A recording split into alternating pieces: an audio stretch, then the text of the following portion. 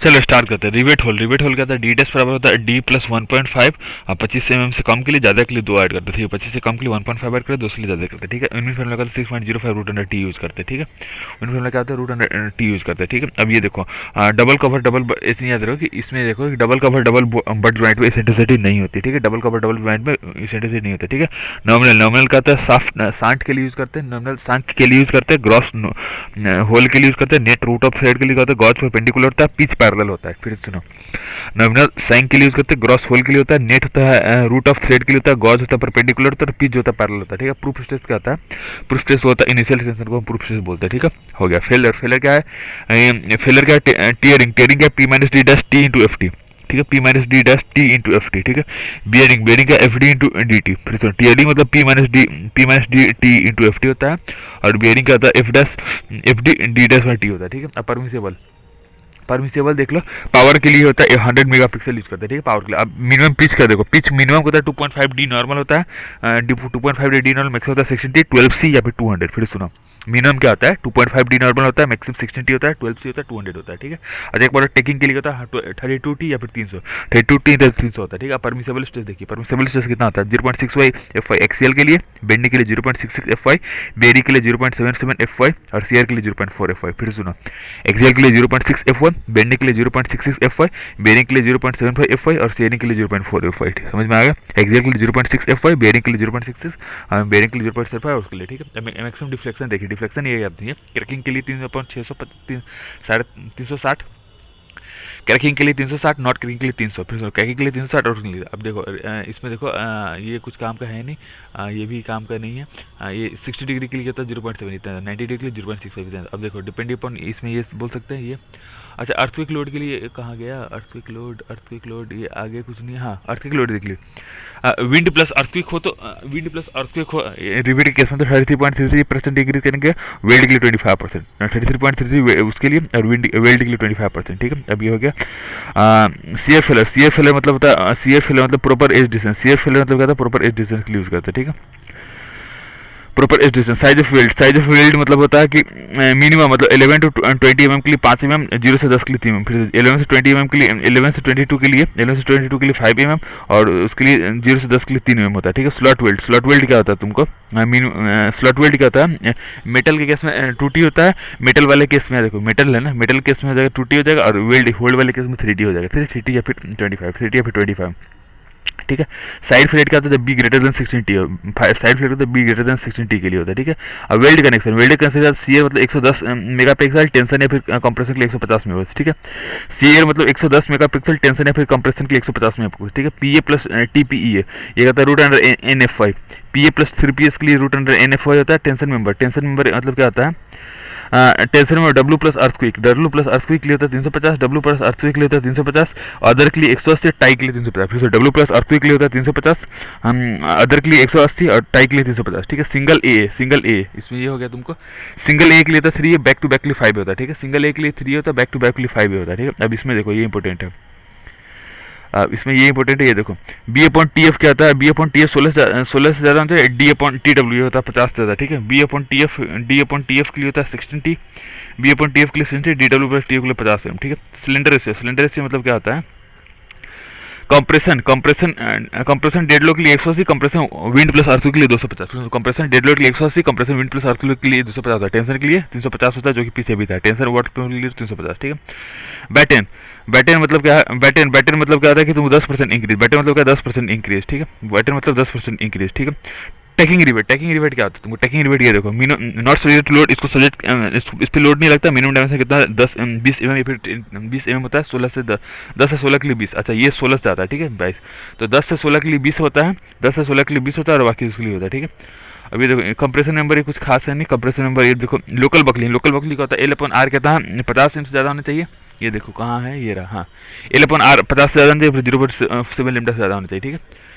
L upon 40 single के लिए, double के लिए एल अपॉन 60, फिर एल अपॉन 40 सिंगल के लिए, एल अपॉन 60 डबल के लिए, ठीक है, समझ में आ गया। अब इसमें 2.5% लोड हम ट्रांसफर करते हैं, 2.5% लोड का ट्रांसफर करते हैं, सिंगल के लिए वी अपॉन 2 सेंटीमीटर, डबल के लिए वी अपॉन 4 सेंटीमीटर, ठीक है। सिंगल के लिए वी अपॉन 2 सेंटीमीटर, डबल के लिए वी अपॉन 4 सेंटीमीटर, ठीक है।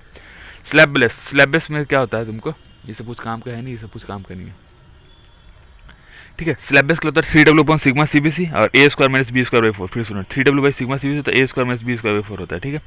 अभी कुछ खास है नहीं। बीम ये हो गया, ठीक है। इफेक्टिव लेंथ देख लो, इफेक्टिव लेंथ क्या होता है 0.85 होता है पार्शियली डिस्टेंट के लिए, फुल डिस्टेंट के लिए 0.75, पार्शियली डिस्टेंट के लिए 0.85 टाइम्स, फुल डिस्टेंट के लिए 0.75 टाइम्स, ठीक है। अब ये भी कुछ खास कहा है नहीं।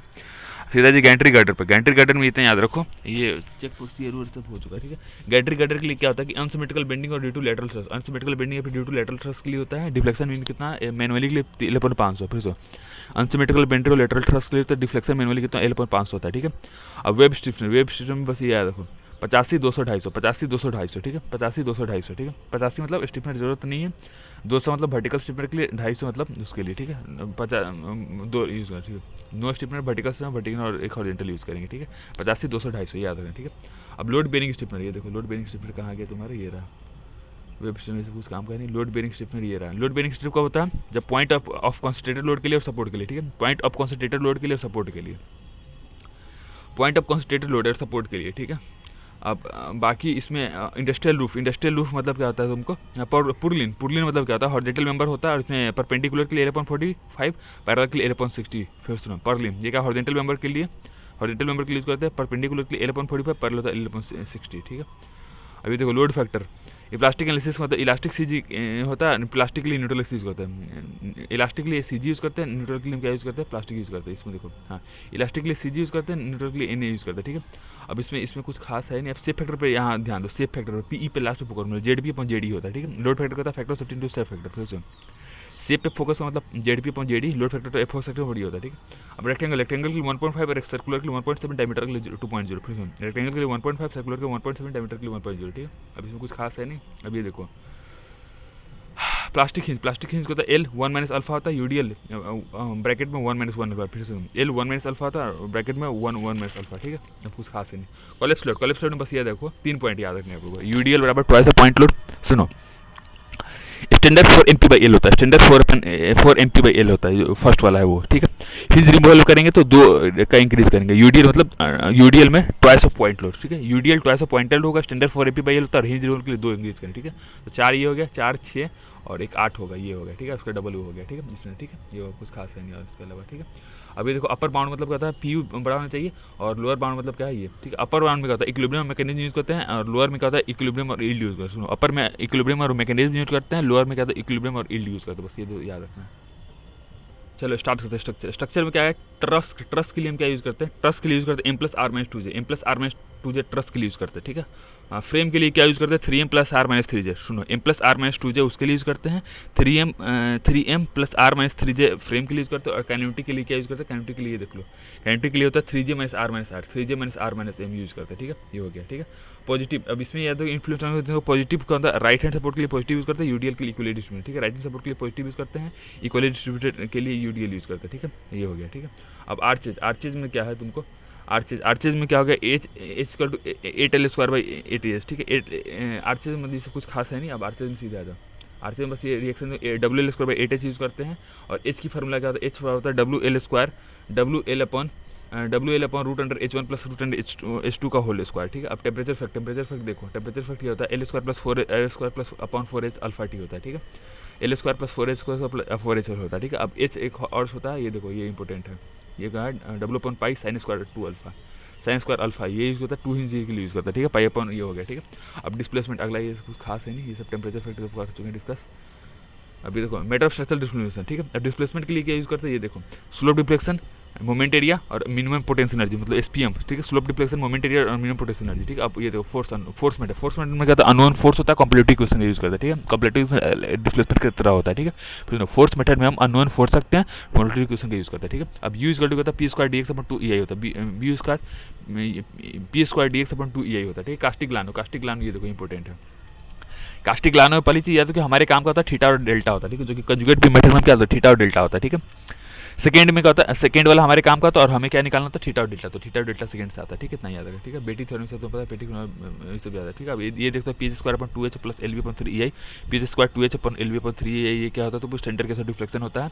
स्टिफनेस, स्टिफनेस क्या होता है तुमको, स्टिफनेस ये देखो 4EI/L होता है, 4EI/L होता है तुमको फिक्स्ड के लिए और हिंज के लिए होता है 3EI/L, 4EI/L फिक्स्ड के लिए होता है, 3EI/L इसके लिए देखो। कोएफिशिएंट ऑफ फ्रिक्शन ये होता है 1/2 0A/B, ठीक है।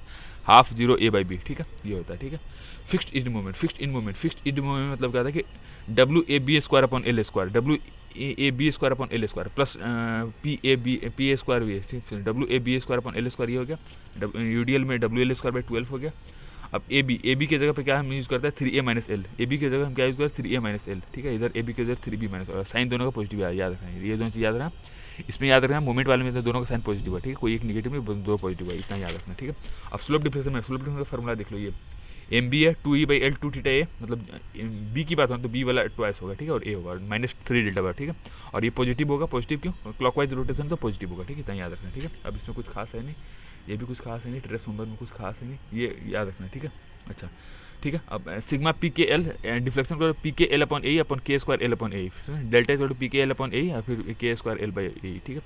अब ये जो लैक ऑफ फिट सब कुछ काम का है, मैट्रिक्स में फ्लेक्सिबिलिटी ये इंपॉर्टेंट है, ठीक है। फ्लेक्सिबिलिटी देखो, फ्लेक्सिबिलिटी का displacement cause by unit force, ठीक है। फ्लेक्सिबिलिटी क्या होता है, displacement cause by unit force होता है, स्टिफनेस का होता है फोर्स फॉर यूनिट डिफ्लेक्शन, ठीक है, ये फॉर्मूला। अब इसी को पकड़ो कि एक्स को एक पकड़ो, वाई को, ठीक है। देखो फ्लेक्सिबिलिटी का था डिस्प्लेसमेंट बाय यूनिट फोर्स, तो ये क्या डिस्प्लेसमेंट डायरेक्शन और डिस्प्लेसमेंट बाय फोर्स देता है, ये एफ एक्स का था डिस्प्लेसमेंट का डायरेक्शन और वाई का है उसका फोर्स का डायरेक्शन, ठीक है। ऐसे स्टिफनेस में ये डिस्प्लेसमेंट पकड़ लो, फोर्स बाय यूनिट होता है, ये फोर्स का डायरेक्शन है और डिस्प्लेसमेंट का डायरेक्शन, ठीक है। अब इसमें कुछ खास है नहीं। अब ये देखो कि 12 ए बाई एल इसको यूज़ करते हैं, 12 ए बाई एल इसको यूज़ करते हैं, इसको 3 ए बाई एल यूज़ करते हैं, 4 ए बाई एल, ठीक है। 12 ए बाई एल यूज़ करते हैं, 3 ए बाई एल इसको, 4 ए बाई एल इसको यूज़ करते हैं, ठीक है। इसमें कुछ खास है नहीं, बस इतना याद रखना, ठीक है, खत्म।